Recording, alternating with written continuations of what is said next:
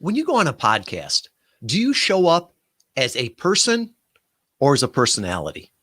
Hi, this is Tom Schwab with Interview Valet, and I think this is an important distinction that everyone should make. And I have to give credit to Christopher Lockhead for first pointing this out to me.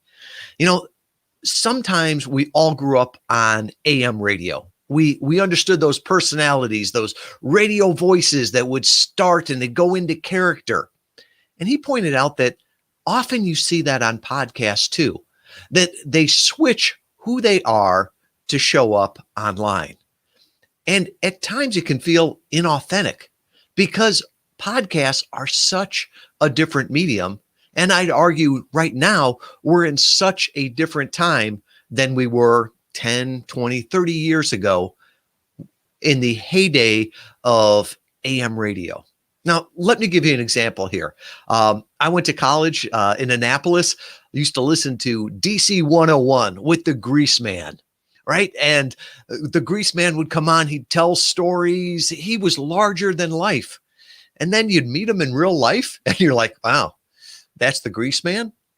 Or you'd hear him talking and then someone would say, hey, Grease Man. And he would go into character on that.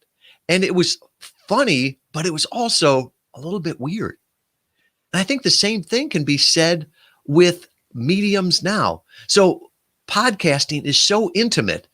If somebody is talking to you in your ears and they're jumping in and out of character, or worse yet, what if you see them someplace else on the internet and it's like, hold it, that's looks like the same person that I've been listening to, but it doesn't sound like them.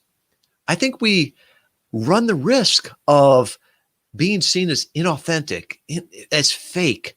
And I think there's that fine line that you can run in there. There's a few people that stick out to me.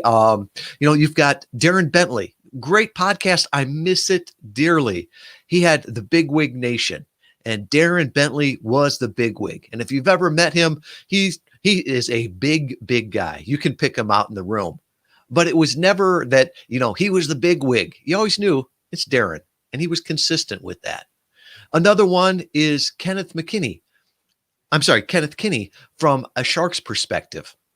And his nickname is Shark, and he loves sharks, and he gets a lot of analogies to it, but he's always very, very clear of who he is, and it's always consistent.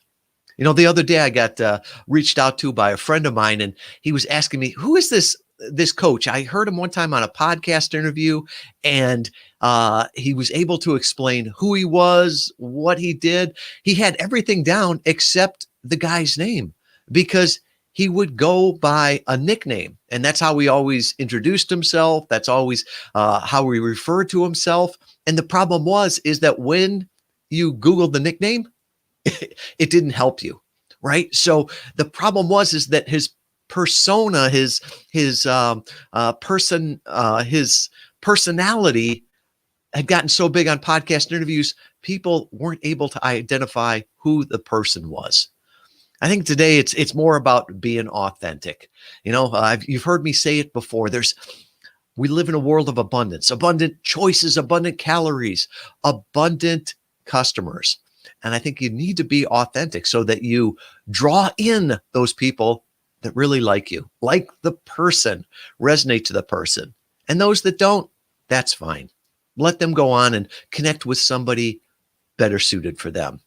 But I think we all run a very risky proposition if we have to show up on an interview one way and go to our radio voice and then have to be other ways in different lives. So be real. Let me know what your thoughts are on this. Does this build up trust with you? Does it destroy trust with you? Do you think that the time for AM radio morning drive has passed us by? And do you think that even works on podcasts? Is it helping people or hurting people? Personally, I like the person I am. I have a hard time with accents, much less personality. So this is me. Let me know your thoughts on this.